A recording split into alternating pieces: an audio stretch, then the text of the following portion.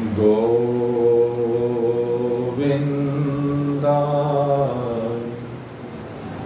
नमो नमः। श्री कृष्णाय नमो नमः। नारायणाय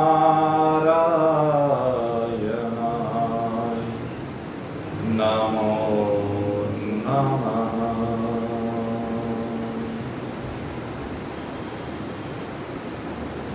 उपस्थित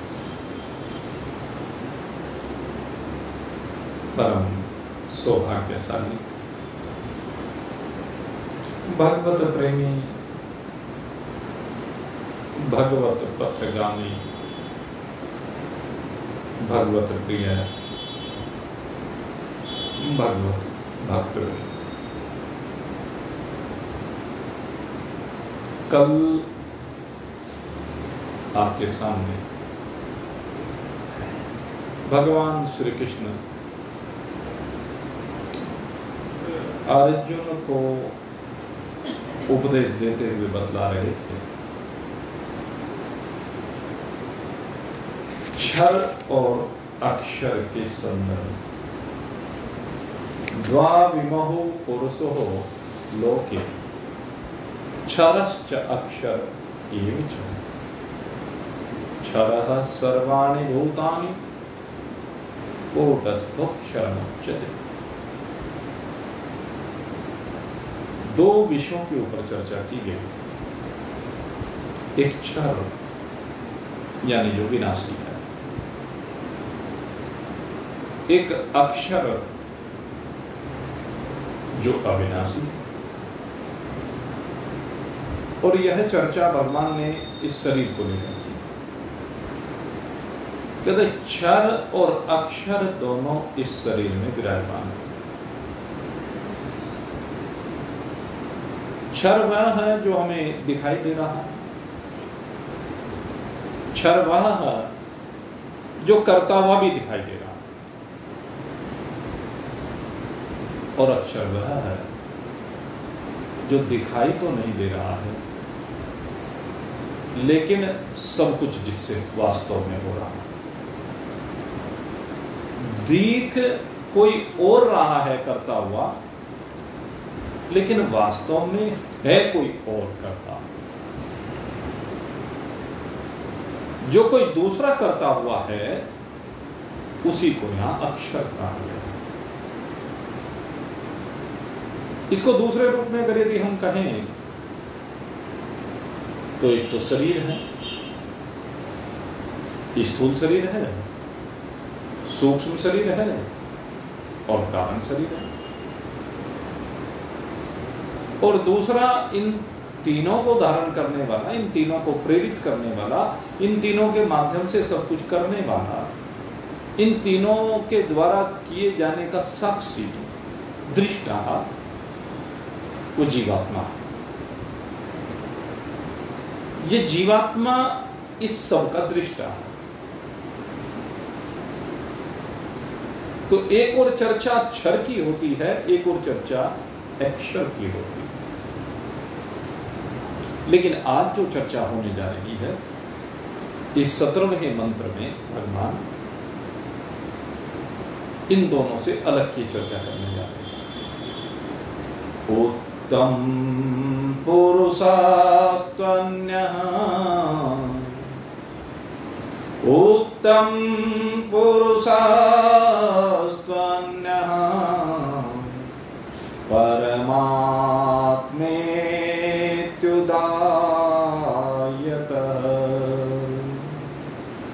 यो लोकत्रयमाविश्य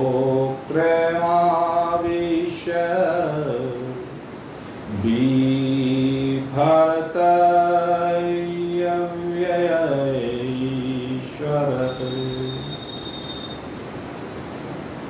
कहते हैं उत्तम पुरुष तो कोई दूसरा ही है। वो दूसरे से मतलब इन दोनों से अन्य है। परमात्मा इति उद्दाह्यता, जिसको हम परमात्मा कहते हैं, इसको दूसरे रूप में भी हम ले सकते हैं। क्षर मानी जगत, भूतात्मक जगत, क्षर है सर्वाणि भूता, और अक्षर जिसको जीवात्मा कहा, और जीवात्मा गुण और गुणों में प्रतिबिंबित चेतन और आच्छादित चेतन, वो तीनों मिलाकर के जीवात्मा कहलाते हैं। तो एक तो जो भूतात्मक है, भूतों से बना हुआ है, वह सब क्षर है, विनाशी, क्षणभंगुर है, निपट जाने वाला है, और वास्तव में उसका कभी अस्तित्व है ही नहीं, केवल प्रतीति मात्र है। लेकिन यहाँ का क्षरः सर्वाणि भूतानि, जो नित्य अक्ष को प्राप्त होता रहता है, निरंतर घटता रहता है और निवृत्त हो जाता है, वह क्षर है। इस क्षर में यहाँ पर भूतात्मक विषय आया है, गुणात्मक नहीं आया। एक ये भी हम कह सकते हैं, गुणात्मक जीवात्मा को लेकर के आया है। जब हम जीवात्मा की चर्चा करते हैं, अक्षर की चर्चा करते हैं, तो यहां पर जीवात्मक अविद्या, मलिन सत्व प्रधान, उस अविद्या में परमात्मा का पड़ने वाला प्रतिबिंब यानी चिदाभास, और तीसरी चीज है उस अविद्या से आच्छादित ब्रह्म के जितने अंश में वो अविद्या प्रतीत हो रही है, कल्पित है, वो ब्रह्म, ये तीनों मिलकर के जीवात्मा कहलाते हैं। जीव भाव यहीं पर आता है। तो इसमें अगर यदि हम देखें तो इसको भी अविनाशी कहा गया, अक्षर को अविनाशी कहा गया, और अविनाशी कहने के पीछे कारण है उसमें ब्रह्म तत्व की विराजमानता, क्योंकि वो ब्रह्म भी उसमें है, ये माना गया है, और ब्रह्म का प्रतिबिंब भी है, और वो अविनाशी, पहले तो अगर यदि हम कहें अविनाशी किस रूप में कहें, कि जैसे शरीर की क्रियाएं हैं वो उन सबका साक्षी है, उन सबको देखने वाला है, शरीर के बदलने पर वो बदलता नहीं। जीवात्मा की जो विशेषता है वह यह है कि शरीर में बदलाव आता है, प्रकृति में बदलाव आता है, भूतात्मक प्रपंच में रोज बदलाव आता है, ये क्षण क्षण में। वो कहते हैं ना, क्षण क्षण में रंग बदले दुनिया, अचल सहारा एक ही है। तो यह दोनों की बात है। दुनिया क्षण क्षण में रंग बदलने वाली है, भूतात्मक प्रपंच क्षण क्षण में रंग बदल देता है, क्षण क्षण में उसका रूप बदल जाता है, लेकिन अचल सहारा एक ही। अचल माने अविनाशी सहारा, वो जीवात्मा एक ही है, वो एक ही जीवात्मा इस बदलते हुए रूप को देखता है, इसका साक्षी है। वो जीवात्मा अविनाशी है, उसका विनाश नहीं होता, तो अचल सहारा। जिसने इस सबको देखा है, इस सबका जो दृष्टा है, प्रत्येक दृश्य का जो दृष्टा है, दर्शन की क्रिया जिसमें होती है, क्योंकि दृष्टा ही दर्शन करता है दृश्य का, तो वो जो दृष्टा है वो अविनाशी है। तो ये दोनों भाव यहां पर है, एक गुणात्मक भाव है, एक भूतात्मक भाव है। लेकिन यहां पर आज अब तीसरे भाव के ऊपर चर्चा कर रहे हैं कि उत्तम पुरुषस्त्व अन्य परमात्मे की उदिताह्यता, कहते हैं उसको परमात्मा कहा जाता है, जो इन दोनों से विलग है। अब कहने लगे भाई ये जो जीवात्मा है और परमात्मा है, दोनों ही अविनाशी हैं, तो इन दोनों में क्या अंतर है? कहते हैं अगर आत्म रूप से देखा जाए, ब्रह्म रूप से देखा जाए, तो दोनों में कोई अंतर नहीं। आत्म रूप से, ब्रह्म रूप से तो दोनों एक ही हैं, लेकिन ईश्वरीय रूप से और जीव रूप से देखा जाए तो जीव और ईश्वर रूप से जब हम देखते हैं तो ईश्वर अंश, जीव अविनाशी। ईश्वर का अंश ये जीव, ये अविनाशी। ईश्वर का अंश ये जीव यद्यपि ईश्वरीय गुणों से संयुक्त है, लेकिन प्रत्यक्षतः इसकी सामर्थ्य सीमित है। कहते हैं इसकी सामर्थ्य सीमित कैसे है? कहते जैसे गंगा जी बह रही है, गंगा जी के जल की जो सामर्थ्य है वह अद्भुत है, असीम है।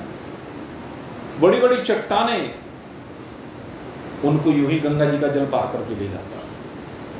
उसका प्रवाह बड़ा तेज है, उसके प्रवाह के सामने आ गया बड़े बड़े धुरंधर नहीं टिक पाते हैं, बह जाते हैं।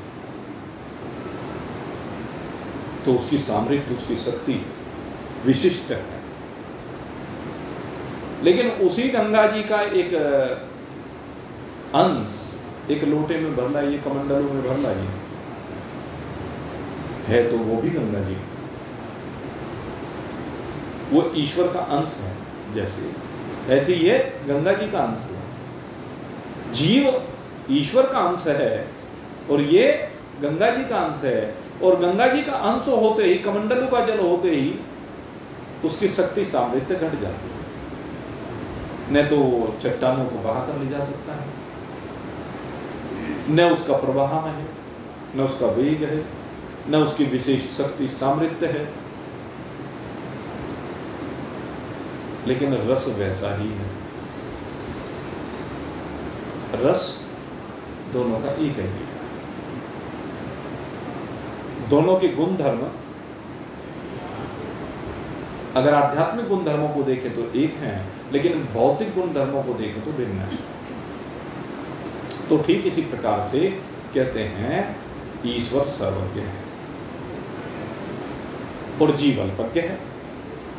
इस अक्षर और पुरुषोत्तम में यह अंतर है कि ईश्वर तो सर्वज्ञ है, अर्थात सब कुछ को जानने वाला है। सब कुछ मतलब कहते घट घट की बात को जानता है, सबके हृदयों में क्या है वो जानता है। क्योंकि भगवान कहते हैं कि मैं सबके हृदयों में विराजमान हूं, चाहे कोई भी हो, कितने भूत प्राणी हो, सबके हृदयों में बैठा हुआ हूं। इसलिए सबके घट की बात जानता हूं, लेकिन जीव सबके घट में नहीं बैठा। ये जीव तो अपने घट की बात नहीं जानता।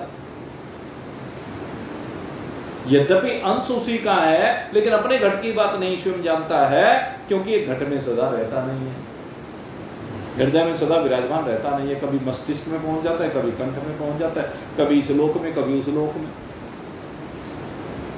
बस हृदय में ही जाने में गड़बड़ रहती है इसको। सर्वस्य चाहम हृदय सन्निविष्ट। भगवान तो सबके हृदय में बैठे ही रहते हैं, वो नहीं जाते कहीं। सबके हृदयों में बैठ करके सबके हृदयों को धड़काते हैं, सबके हृदयों के साक्षी बनकर उनकी समस्त क्रियाओं का अवलोकन करते हैं। यह है भगवान की विशेषता। वो अंतर्यामी रूप से सबके हृदयों में बैठ करके सबके हृदयों के पल पल की खबर को रखते हैं। सर्वस्य चाहम हृदय सन्निविष्ट। कोई ऐसा नहीं। और उसका कारण क्या है कि ईश्वर व्यापक है। व्यापक होने के कारण से ईश्वर सबके हृदय में बैठ सकता है। जीव परिच्छिन्न है। कमंडलों में आते ही जल परिच्छिन्न हो गया, सीमित हो गया उसका दायरा। ऐसे जीव का दायरा भी सीमित हो गया। ईश्वर से आया है, ईश्वर का अंश है, लेकिन ईश्वर का अंश होते हुए भी उसकी शक्ति सामर्थ्य बहुत कम हो जाती है। और जिस समय वही अंश पुनः ईश्वर के साथ एक रूपता को प्राप्त कर लेता है, तो फिर से उसकी शक्ति सामर्थ्य वही होती है। कमंडलू के जल को गंगा जी में डाल दिया जाए तो पुनः उसकी शक्ति सामर्थ्य असीम हो जाती है। ऐसे ही इस जीवता को अगर ईश्वरता के साथ एक रूप कर दिया जाए, ये जीव जब अपने आप को ईश्वर के साथ एक रूप करके अनुभव कर लेता है, कृष्णो हम रामो हम शिवो हम सो हम, मैं वही हूं तत्वमसि। गुरु ने समझाया कि तू वही है, उसने कहा कि हाँ सोहम, मैं वही हूं। तो जब वो अपने आप को ये अनुभव कर लेता है तो वो भी असीम अपार हो जाता है, उसकी शक्ति सामर्थ्य भी दिव्या हो जाती है। तो कहते हैं कि ईश्वर की जो शक्ति सामर्थ्य है वो जीव के मुकाबले अनंत गुणी ज्यादा है। ये जीव में और ईश्वर में अंतर है कि अल्पज्ञता और सर्वज्ञता। जीव अल्पज्ञ है, थोड़े से को जानता है, बहुत थोड़े से अंश को जान करके उसका अहंकार पाले फिरता है, एक ईगो बना लेता है और ईगो के कारण से संसार में अपने आप को न जाने क्या क्या मानता है। लेकिन ईश्वर की कोई ईगो कभी नहीं है। कहते ईश्वर सबका निर्माता होते हुए भी, सबका पालन करते हुए भी कोई अहंकार नहीं करता। ईश्वर के अंदर अहंकार नाम की चीज नहीं, ईगो नाम की चीज नहीं। सबका पालन पोषण परमात्मा कर रहा है, लेकिन इस जीव को दिखाई नहीं देता। जैसे एक बालक होता है, एक बालक, उस बालक का पालन पोषण माता पिता करते हैं, मां अपने कलेजे से लगा करके रखती है। कि वो जो मां अपने बालक का पालन पोषण कर रही है, बच्चे को कुछ पता नहीं, मेरा पालन पोषण ये मेरी मां कर रही है, उसे इस बात का बोध नहीं।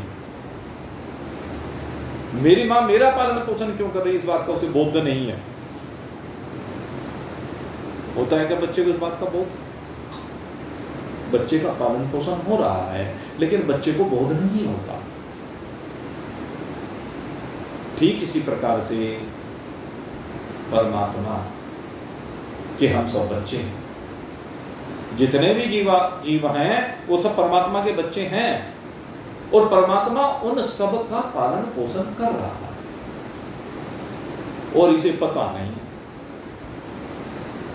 ये बोला हुआ है, ये करता है इधर मन्नते, ये कहता है कि मैं ही करता हूं, करता अहम इधर मन्नते। इसकी मान्यता है कि मैं हूं करने वाला, और यही इसका अहंकार है। और इस अहंकार के कारण से इसकी एक ईगो बन जाती है, और जब भी वो ईगो हर्ट होती है तब ये बिलबिला जाता है, ये अपने को न जाने क्या क्या मानता। लेकिन ईश्वर की ईगो कभी भी हर्ट नहीं होती, क्योंकि वहां ईगो है ही नहीं। ईश्वर सदा एक रस है, ईश्वर में समरसता है, जीव में विषमता है। इसी विषमता के कारण से जीव इस संसार में दुखी होता है। लेकिन जब ये जीव कभी चिंतन करता है, विचार करता है, या कह लीजिए किसी के द्वारा प्रेरित होकर के विचार करता है, और विचार करने के बाद फिर चिंतन करता है कि भाई मेरा पालन कैसे हो रहा है, मेरा पोषण कैसे हो रहा है, यहां पर आने का प्रयोजन क्या है, मुझे करना क्या है, इत्यादि चिंतन जब इसके बनते हैं, तो इन चिंतन के कारण से वो प्रश्नों के उत्तर खोजने का प्रयास करता है। और जब स्वयं प्रश्नों के उत्तर नहीं खोज पाता है तो हमारे शास्त्रों की शरण में जाता है। हमारे शास्त्र हैं क्या? शास्त्रों में सारा संशयों का निवारण ही किया गया। शास्त्र एक पढ़ाई है। शास्त्र हमें बताता है कि कैसे संसार की रचना होती है, शास्त्र हमें बताते हैं कैसे जीवों की संरचना हुई है, शास्त्र हमें बताते हैं कि ईश्वर कौन है, शास्त्र हमें बताते हैं कि इनका संबंध क्या है, जगत के पदार्थों का आपस में क्या संबंध है, जीवों का परस्पर आपस में क्या संबंध है, जगत और जीवों का क्या संबंध है, जीव और ईश्वर का क्या संबंध है, जगत और जगदीश्वर का क्या संबंध है। हम जीवन में ये 5 प्रकार की भ्रांति को पाले रखते हैं। ये 5 प्रकार की भ्रांति होती है। हमें जगत के पदार्थों के नाते का पता नहीं, उनके व्यवहार का पता नहीं, उनके बीच में क्या संबंध है इसका पता नहीं होता, और सदा इस खोज में लगे रहते हैं। तो ये जगत के पदार्थों के बीच की जो खोज है और उसकी जो हमारी अनभिज्ञता है, जीवपना है, और जब खोज हो जाती है तो ईश्वरीय अंश प्रकट हो जाता है, ईश्वरीय गुण आ जाता है। जब ये खोज हम कर लेते हैं, जगत के पदार्थों के बीच के संबंध, जगत के पदार्थों की विभिन्नता, विषमता दूर होकर के समता करती, तब पता चल जाता है कि जगत भी परमात्मा का ही स्वरूप है, परमात्मा से ही प्रकट हुआ है, परमात्मा से भिन्न है ही नहीं। दूसरे नंबर पर फिर बात आती है जीवों की। 84 लाख प्रकार की जो योनियां हैं, यानी 84 लाख प्रकार की योनियों में जितने भी जीव हैं उनके बीच में संबंध क्या है, उन सबका यहां प्रयोजन क्या है, वो जीवों के बीच में नाता क्या है। तो जब हम देखते हैं तो सर्वत्र विषमता दिखाई देती है, लेकिन जब ये विषमता समता में बदल जाती है, जब जीव का सही ज्ञान होता है, कहते हैं भिन्नता शरीरों की है, भिन्नता शरीरों की है।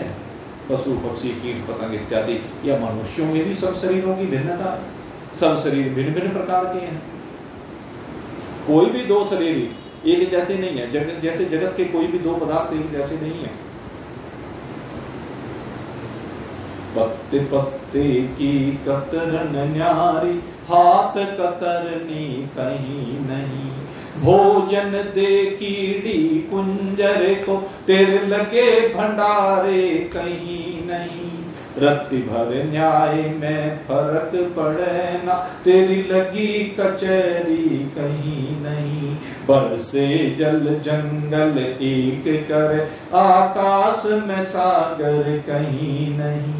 घटा चतुर्मासी चढ़ आवे, बरस के बहा दे जलधार। धन धन है तेरी कारीगिरी करता, धन धन है तेरी कारीगिरी करता। अब परमात्मा की कारीगिरी, जो इस परमात्मा की कारीगिरी को समझ जाता है कि इस भिन्नता का कारण क्या, किस भिन्नता शरीर रूप से है, आत्म रूप से कोई भिन्नता नहीं।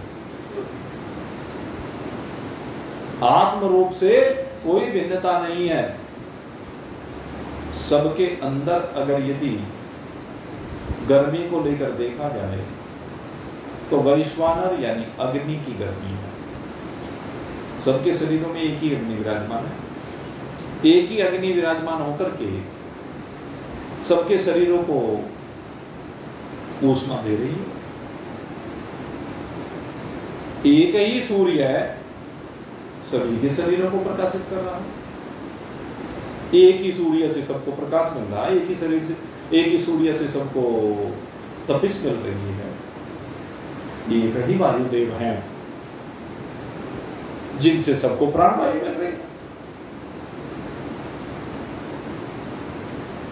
एक ही जल सबको पीने को मिल रहा है, एक ही लाइट सबको मिल रही है। घरों के उपकरणों के भेद से हमने लाइट का भेद बना दिया, लेकिन भेद है नहीं।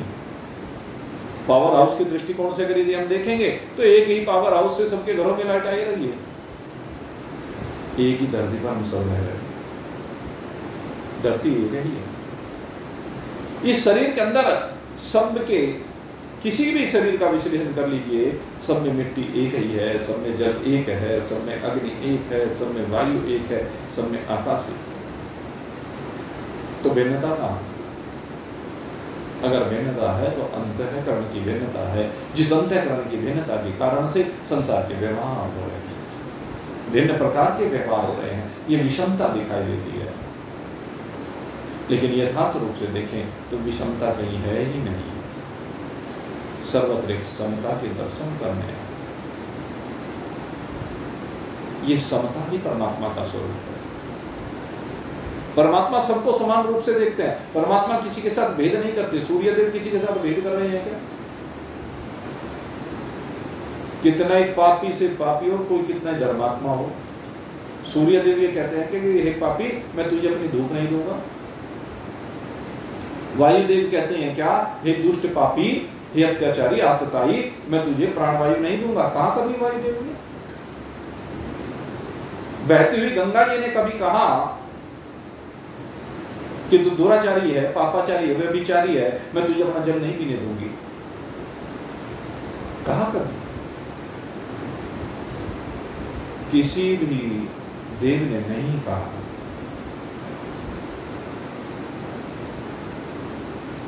ऐसे ही परमात्मा सबका पालन कर रहा है, पापी का भी पालन कर रहा है, धर्मात्मा का भी पालन कर रहा है, गरीब का भी पालन कर रहा है, अमीर का भी पालन कर रहा है। सबका पालन एक ही परमात्मा कर रहा है, इसलिए परमात्मा में समता। हाँ, ये अलग बात है कि जो पालन हो रहा है वो सबका अपनी अपनी परिस्थिति के अनुसार हो रहा है, और वो परिस्थितियां जीव की अपनी बनाई हुई हैं, इस अंतःकरण के भेद के कारण बनाई हुई है। एक धनवान और एक निर्धन है तो अपने कर्मों के कारण, कोई भी धनवान और निर्धन है तो अपने कर्मों के कारण है। निर्धन कौन है? जिसने कभी किसी दूसरे के लिए कुछ किया है, जो दूसरे के लिए करने के लिए तत्पर रहता है, वही निर्धन है। उसी को दूसरे के आगे हाथ फैलाना पड़ता है। और धनवान कौन है? के लिए धनवान वही है जो सदा अपने जीवन को दूसरे के लिए समर्पित करके रखता है, दूसरों की सहायता के लिए समर्पित करके रखता है, जीव मात्र के हित के लिए कार्य करता है। पशु पक्षी कीट पतंग जलचर नभचर थलचर सब प्राणियों के हित के लिए सर्वभूत हित ही रखा, जो सदा सबके हित के लिए लगा रहता है, वो मित्र के लिए भी हित के लिए है और शत्रु के भी हित के लिए है, वो शत्रु का भी कभी अहित नहीं करता। ये है मेरे मित्र।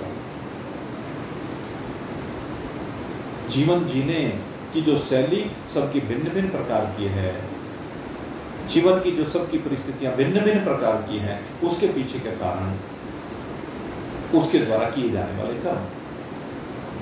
कर्म प्रधान विश्व कर रखा, जो जस करहि सो तस फल जाता। जैसा जैसा जिसका कर्म होता है वैसा वैसा फल होता है, और उस फल के आधार पर ही सबकी झोलियों में, झोलियां तो है सबके पास, उन झोलियों में फूल और कांटे डले हुए हैं। फूल और कांटे होने के पीछे जो कारण है वो यही है। किसी की झोली में सदा फूल भरे रहते हैं, किसी की झोली में सदा कांटे भरे रहते हैं। एक झोली में फूल भरे हैं, एक झोली में कांटे, एक झोली में फूल भरे हैं, एक झोली में कांटे। कोई कारण होगा, अरे कोई कारण होगा। यह कारण है। पहले बनती है तकदीर, फिर बनते हैं शरीर। पहले बनती है तकदीर, फिर बनते हैं शरीर। कोई राजा, कोई भिखारी, कोई संत फकीर। कोई राजा, कोई भिखारी, कोई संत फकीर। कोई कारण होगा, अरे कोई कारण होगा। एक झोली में फूल भरे हैं, एक झोली में कांटे। कोई कारण होगा, अरे कोई कारण होगा। तन को बिस्तर मिल जाए पर नींद को तरसे नैन। तन को बिस्तर मिल जाए पर नींद को तरसे नैन। कांटों पर सोकर भी आए, कांटों पर सोकर भी आए किसी के मन को चैन। कांटों पर सोकर भी आए किसी के मन को चैन। कोई कारण होगा, अरे कोई कारण होगा। एक झोली में फूल भरे हैं, एक झोली में कांटे। कोई कारण होगा, अरे कोई कारण होगा।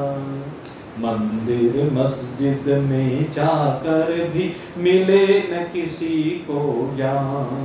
मंदिर मस्जिद में जाकर भी मिले न किसी को ज्ञान। माटी में मोती मिल जाए, माटी में मोती मिल जाए और पत्थर में भगवान। सब भाव के ऊपर है।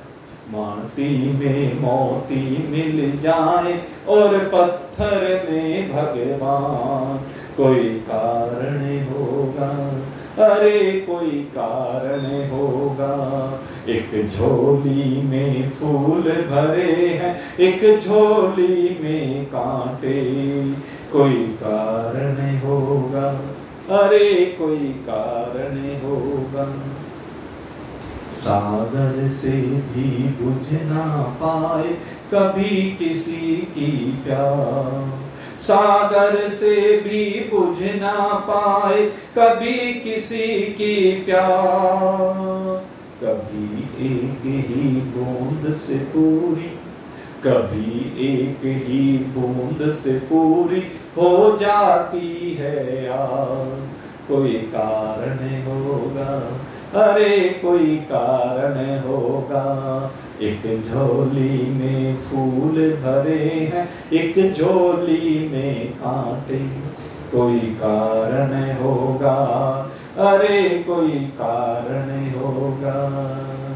नाग भी डस ले तो मिल जाए किसी को जीवन दान। नाग भी डस ले तो मिल जाए किसी को जीवन दान। चींटी से भी मिट सकता है, चींटी से भी मिट सकता है किसी का नाम निशान। कोई कारण होगा, अरे कोई कारण होगा। एक झोली में फूल भरे हैं, एक झोली में कांटे। कोई कारण होगा, अरे कोई कारण होगा। कारण तो होते हैं और इसमें कारण आपके द्वारा किए हुए कर्म ही कारण है। इसलिए कहने लगे कारण जो है कर्म है, तो क्या करें? इनको सुधार। तेरे बस में एक यही, कैसे सुधरेंगे? तेरे बस में एक यही तो जप ले प्रभु का नाम। तेरे बस में एक यही तो जप ले प्रभु का नाम। राम नाम की शरण में आकर, सूत्र बता दिए हैं, 2 सूत्र दिए हैं यहाँ पर। तेरे बस में एक यही तो जप ले प्रभु का नाम, पहला सूत्र। तेरे बस में एक यही तू जप ले प्रभु का नाम। और प्रभु का नाम जपते हुए जब तू उसकी शरण में आ जाए, राम नाम की शरण में आकर, राम नाम की शरण में आकर करता जा शुभ काम। कोई कारण होगा, अरे कोई कारण होगा। एक झोली में फूल खिले हैं, एक झोली में कांटे। कोई कारण होगा, अरे कोई कारण होगा। जी हाँ, विचार कीजिए। और विचार करने पर 2 सूत्र आपको दिए कि तेरे बस में एक यही तो जप ले प्रभु का नाम।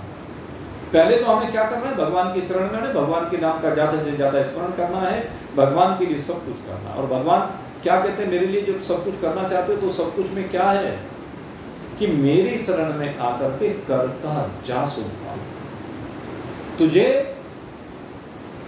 शुभ कर्म करने हैं, दगा नहीं करनी है, ठगी नहीं करनी है, दगा किसी का सगा नहीं, दगा किसी का सगा नहीं, किया नहीं तो करके देखो। हाँ? और अगर यदि उसका अंजाम देखना है तो उनसे पूछ लो जिन्होंने कर रखा है। जिसने भी दगा किया उसका सर्वनाश हो गया, विनाश हो गया। धोखा जिसने किया विनाश हो जाता है, किसी के साथ छल किया तो विनाश हो जाता है। जिस प्रकार से क्रोध किसी दूसरे का विनाश नहीं करता, अपना ही विनाश करता है।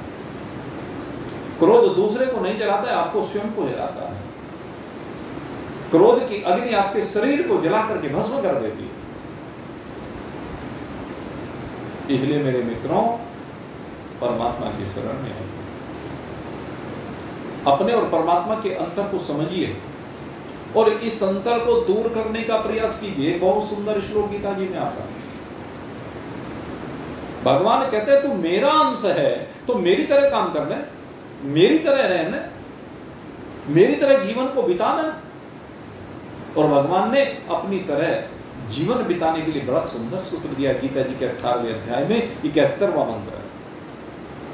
मन मना भव मद भक्ता मद्याजी माम नमस्कुरु मामे वैशः सत्यम ते प्रतिजाने प्रियोसी में। भगवान कहते हैं तेरा मन मेरे जैसा हो जाए। मेरा मन कैसा है? भगवान कह रहे हैं सर्वभूत हित ही रहता। भगवान का मन ही है तो तेरा मन भी ऐसा ही हो जाए। तू सब भूत प्राणियों के हित के लिए कार्य कर, किसी भी भूत को एक चींटी तक को कोई कष्ट ना हो तेरे कार्य से। अगर तू किसी भी जीव को कष्ट दे रहा है तो पाप का भागी बन रहा है, उस पाप का फल तुझे भोगना पड़ेगा। और जब तू अपने हाथ से कुछ कर ही नहीं रहा है दूसरे के लिए तो यह अपेक्षा कैसे करता है कि भगवान आगे तेरी झोलियां भर दे, भगवान तुझे धर्मान बना दे, तुझे राजा बना दे। कैसे बना दे? असंभव है। जिसने दूसरे के लिए जीवन को जिया, जिसने दूसरे के लिए कुछ किया है, जिसने दूसरे को खिलाने की आदत डाली है, जिसने दूसरे के लिए अपने जीवन को समर्पित किया है, तन से, मन से, धन से जिसने सेवा की, उसके भंडार भगवान अपने आप। लेकिन जो करके ही नहीं देता कुछ, जिसके हाथ से कुछ छूटता ही नहीं है, जिसके तन से सेवा होती ही नहीं है, जिसका मन ईश्वर जाता ही नहीं है, तो उसे तो भाई भिखारी बनना ही पड़ेगा। एक जगह पर एक संत ने कहा कि दर दर पर जाता हुआ भिखारी एक संदेश देता है। जब आप उसे खाली वापस लौटा देते हैं तो दर दर पे जाता हुआ भिखारी ये संदेश दे रहा है, कहने लगे मुझे देख करके सीख ले।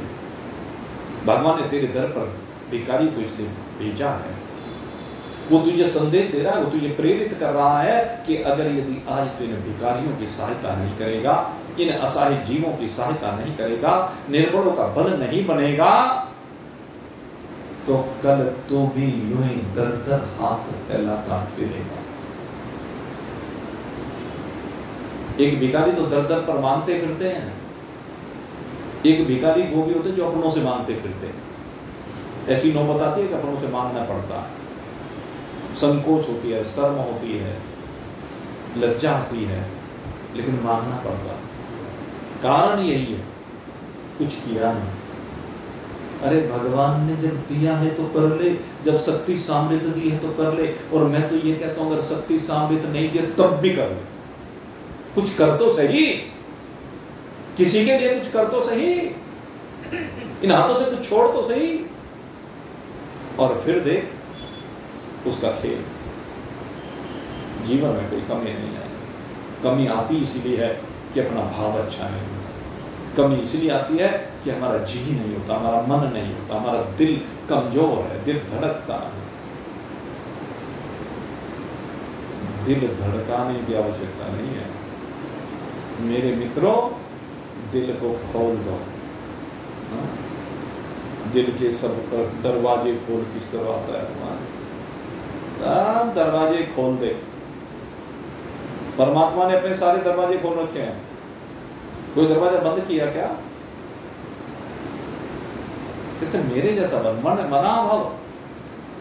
जब तू मेरे जैसा करेगा तभी तो मेरा भक्त कहलाने का अधिकार है, मद भक्ता। तभी तू जो कुछ करेगा मध्यादि माम नमस्कुरु, कहते मुझे नमस्कार हो जाएगा, उससे मेरा पूजन हो जाएगा। जब तू किसी के लिए कुछ करता है तो उससे मेरा पूजन हो जाता है, उससे मेरी भक्ति हो जाती है, उससे मेरा यजन हो जाता है। और जो ऐसा करता है, भगवान कहते हैं मैं सत्य प्रतिज्ञा करके कह रहा हूं, सत्यम ते प्रतिजाने प्रियोसी, कहते हैं वो मुझे सबसे अधिक प्रिय है। और मामे वैश्य, वो मुझे प्राप्त होता है, वही हो सकता है प्राप्त मुझे, दूसरा नहीं हो सकता। जो रोज गृहस्थी के जंजरों में दलदल में फंसा पड़ा है, उसकी सीमा से बाहर निकलता नहीं है, कहते मेरा कैसे हो जाएगा? वो हो ही नहीं सकता, क्योंकि तो माया में फंसा हुआ। इसलिए दिल को खोल दीजिए, और जब जो दिल को खोल देता है भगवान उसका अपना उसको अनुभव होता है। और फिर वह भगवान के साथ जब उसके तार जुड़ जाते हैं तो दोनों का मिलन हो जाता है, एक रूपता हो जाती है, दिल से दिल के तार मिलते हैं। मैं तुझे देखूं तो मुझे देख, देखत देखत हो जाएगी, ऐसी स्थिति हो। और ये स्थिति ही कहते हैं एक भक्त, एक भगवान को जो अपने आप को पूर्णतः समर्पित कर चुका है उसकी हो जाती है। कहते हैं परमात्मा जो क्षर और अक्षर दोनों से विलक्षण है। ये लौकिक है क्षर और अक्षर, लेकिन वह अलौकिक है। और परमात्मा किसी के विचार का विषय नहीं है, किसी के मनन का विषय नहीं है। परमात्मा अव्यक्त है, अचिंत्य है, अविकार्य है। लेकिन जब अपने तार जोड़ लेता है ना, उस समय विचार रहता है। ये जितना विचार है, चिंतन है, मनन है, ये पहले है। और जब ये निवृत्त हो जाता है ना, तब तार जुड़ते हैं, तब परमात्मा के साथ अपनी एकता होती है। इसलिए मेरे मित्रों, भगवान कहते हैं कि मेरा संसार में कोई भी कर्तव्य नहीं, मेरा तीनों लोकों में कुछ भी करने के लिए कुछ भी नहीं है, लेकिन फिर भी मैं सावधान होकर के सबका निर्माण भी करता हूँ, सबका पालन भी करता हूँ, और सबको अपने साथ एक रूप भी करता हूँ। फिर से बार बार भेजता रहता हूँ। ये मेरी व्यवस्था है, चले इस व्यवस्था में सहयोग कर, इस व्यवस्था में तू भी सहयोग कर और मेरे जैसा बन। यस्मात् अक्षरमतीतो मक्षरादपि च उत्तमः अतोऽस्मि लोके वेदे च प्रथित पुरुषोत्तमः। भगवान कहते हैं कि मैं क्षर से भी अतीत हूँ और अक्षर से भी उत्तम। देखो यहाँ पर दोनों बातें डिफरेंट थी। पहले क्षर से तो मैं अतीत हूँ और अक्षर से उत्तम, अर्थात इस भूतात्मक जगत से तो मैं अतीत हूँ, भूतातीत हूँ, लेकिन अक्षर से अतीत नहीं था। क्यों नहीं कहा? क्योंकि भगवान ने कहा कि ये जीव इस मृत लोक में, इस भूलोक में मेरा ही ममे वांसो जीव लोके जीव भूत सनातन। ये मृत्यु लोक में जो जीव है मेरा अंश है, इसलिए उससे अतीत बात नहीं की, लेकिन उससे उत्तम हूं। जीवात्मा से ईश्वर उत्तम है, ये बात कही है। यस्मात् अक्षरमतीतो अहमक्षरादपि च उत्तमम् अतोऽस्मि लोके वेदे च प्रथित पुरुषोत्तमः।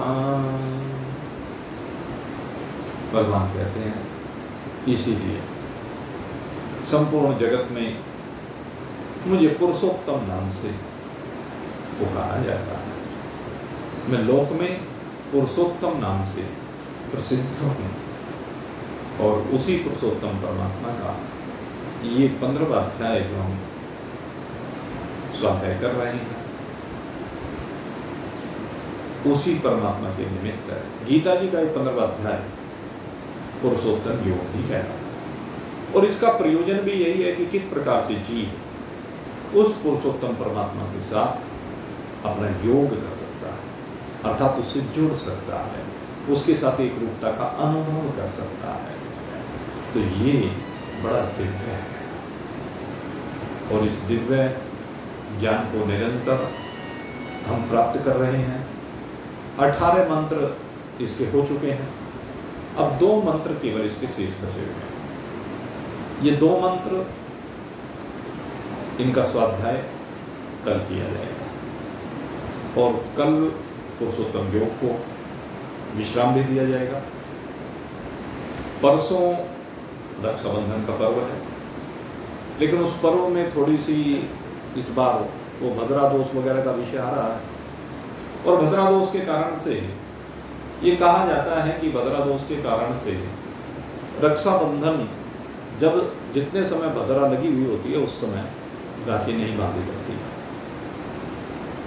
क्योंकि ये शनिदेव की पुत्री है और अशुभ लक्षणों वाली है,